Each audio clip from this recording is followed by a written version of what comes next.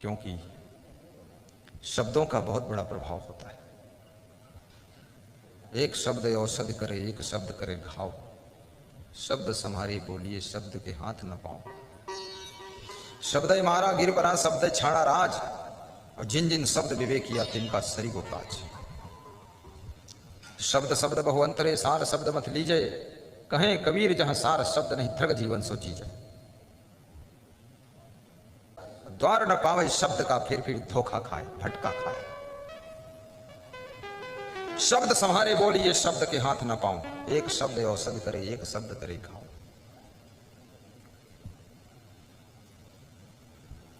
आइए समझिए।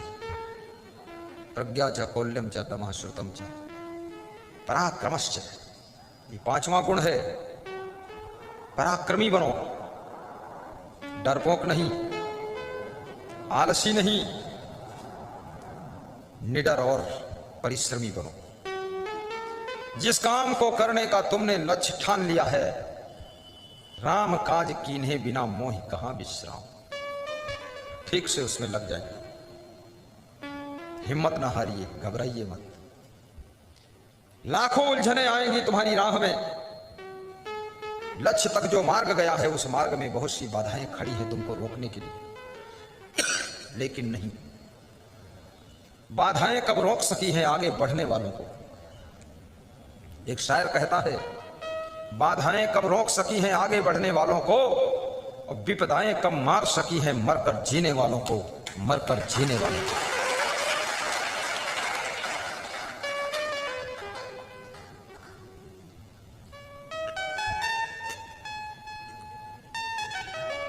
इस कोरोना में जिनकी हिम्मत टूट गई वो ज्यादा मर गए। जिनको डर लग गया वो बहुत जल्दी मर गए।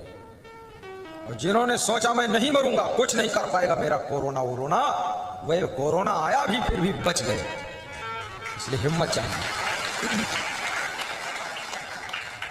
हिम्मत चाहिए इंसान को। हैरानी में बना हुआ काम बिगड़ जाता है नादानी में। याद रखना, साहस तुम्हारा मित्र है। घबराया ना करो।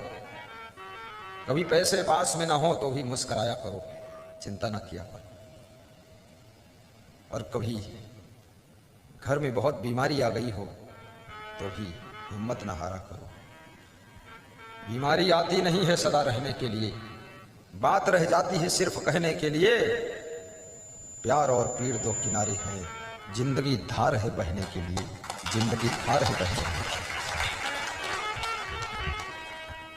बुझ गई शम्मा तो जल सकती है, किश्ती हरे तूफान से पार निकल सकती है। ये मुसाफिर मायूस ना हो और इरादे ना बदल, तकदीर किसी भी वक्त बदल सकती है, तकदीर किसी भी वक्त बदल सकती है। आपकी तकदीर बदलने की चाबी आपके हाथ में है। भाग्य को सौभाग्य में बदल सकते हो। गलतियां करते चले जाओगे तो सौभाग्य भी दुर्भाग्य में बदल जाएगा, बड़ी दुर्दशा हो जाएगी।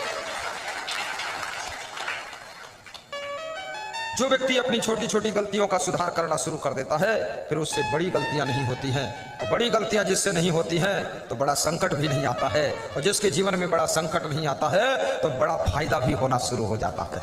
इसलिए गलतियां मत करो। एक बहुत सुंदर विचारक ने कहा है, जिंदगी जिंदगी की रूबरू। जिंदगी को यथार्थ देखना चाहिए। जिंदगी की रूबरू झलकियां देखा करो, सबके गुण अपनी खा करो, सबके गुण अपनी।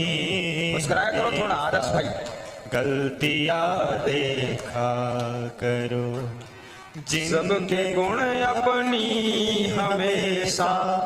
जब अपनी कमी तुम देखते हो तो अहंकार खंड खंड हो जाता है, और दूसरे की जब अच्छाइयां देखते हो तो प्रेम भरपूर हो जाता है, प्रेम भरपूर हो जाता है।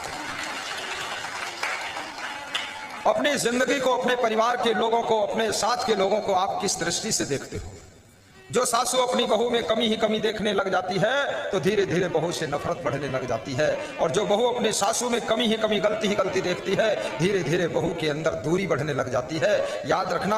और जो सासू अपने बहू में गुण देखना शुरू कर देती है, अरे कुछ नहीं है, सुबह देर तक सोती है लेकिन सोकर उठती है, भोजन अच्छा बनाती है, ये गुण बहुत अच्छा है, इस गुण के कारण प्रेम बढ़ना शुरू हो जाता है और धीरे धीरे जो अवगुण था वो भी बहू का दूर हो जाता है और बहू सासू में भरपूर प्रेम हो जाता है। आपकी पार्टी में भी जितने सदस्य हैं उनमें गलतियां तो रहती ही, छोटी छोटी गलतियों के कारण उनको पार्टी से निकालोगे, पार्टी में अकेले तुम ही बाल्टी लेकर रह जाओगे, कोई नहीं बचेगा। और अपनी तरफ भी झांक कर देखो, आप में भी तो है गलतियां।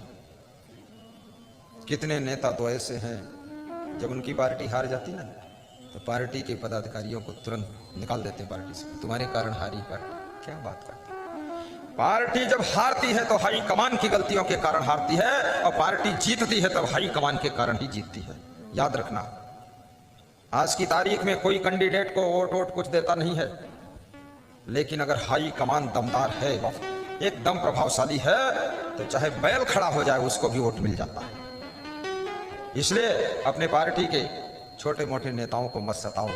गलती आपसे हो रही है इसलिए आप हार रहे हो। जिस दिन अपनी गलती को आप सुधार लोगे उसी दिन आपकी हार गले का हार बन जाएगी और सफलता का द्वार बन जाएगी। हाई कमान ही गलत सही डिसीजन लेती है। जैसे आश्रम का विकास अगर रुक रहा है तो गलती किसकी है? इनकी किसी की नहीं, कोई नहीं, हमारी है। हम कहीं ना कहीं गलत डिसीजन ले रहे हैं। आज हो रहा है, इसका मतलब है हाई कमान कंप्लीट काम कर रही है, तभी विकास हो रहा है। अब आश्रम का विकास रुके तो कहते हैं नाराज हुए धोबी से, वो गधे के कान ऐठ रहे फालतू। अरे गधे को क्यों परेशान कर रहे? घर का विकास भी घर के मालिक के कारण ही रुकता है। अगर घर का मालिक गलत डिसीजन लेता है घर का विकास नहीं होगा। और एक डिसीजन गलत हो जाए तो उसके पीछे बहुत समय, शक्ति, श्रम, पैसा सब बर्बाद हो जाता है। तुम 10 साल पीछे चले जाते हो। मैं डिसीजन देखता हूं मिनिस्टरों के, पहले सड़क बनाते हैं, 2 साल बाद उसको खोदते हैं, फिर उस पर ओवरब्रिज बनाते हैं। इतनी अक्ल नहीं है। दिल्ली में बैठो चाहे बिल्ली बनकर रहोगे तुम, वहां भी जब सड़क बन रही है तो सड़क पर कौन कौन सिटी पड़ रही है, किस सिटी की जनसंख्या कितनी है, कहाँ क्रॉसिंग कितनी होती है, वहाँ गाड़ियों की काउंटिंग क्यों नहीं कराते हो, जनसंख्या क्यों नहीं काउंटिंग कराते हो, उसका पूरा डाटा मंगा लीजिए। और फिर वहाँ इतने लोग इधर से उधर रोड क्रॉस करते हैं और बीच में रोड निकली हुई है, 4 लेन हो चाहे 6 लेन हो, लेकिन रोड जब क्रॉस करेंगे दब के मर जाएंगे, कुचल जाएंगे, 10-20 लोग मरेंगे तो रोड जाम करेंगे, फिर गाड़ियाँ तोड़ेंगे, फूकेंगे, तब तुम ओवर ब्रिज बनाओगे। मूर्खता तुम्हारी है। रोड बनाने के साथ साथ ओवर ब्रिज बनाइए। यहाँ पर 10,000 लोगों की बस्ती है, यहाँ बनाना पड़ेगा। आखिर लोग निकलेंगे कैसे? मैं थाईलैंड गया था तो वहाँ बहुत अच्छी चीज़ देखा। थाईलैंड में होशियार लोग, तो क्या इंडिया में मूर्ख है? अरे ये बहुत होशियार है, लेकिन ये सारी होशियारी चुटई में लगा देते हैं। हाँ, ये होशियार कम नहीं है। इंडिया का आदमी बहुत होशियार है, इतना होशियार है कि तुम बच के रहना नहीं, पीठ में तुम्हारे ग्रह काटी कर देगा। अरे इतना होशियार ना होता इंडिया का आदमी तो चप्पल कैसे दूसरे को चुरा ले जाता। हाँ, और इतना हिम्मत वाला है कि सत्संग से भी चुरा ले जाता। क्या बात है। उसको न भगवान की परवाह है, न गुरु जी की परवाह है, न श्राप की परवाह है, उसे तो बस आपके चप्पल की परवाह है। इतना छोटा आदमी है। 100 में 90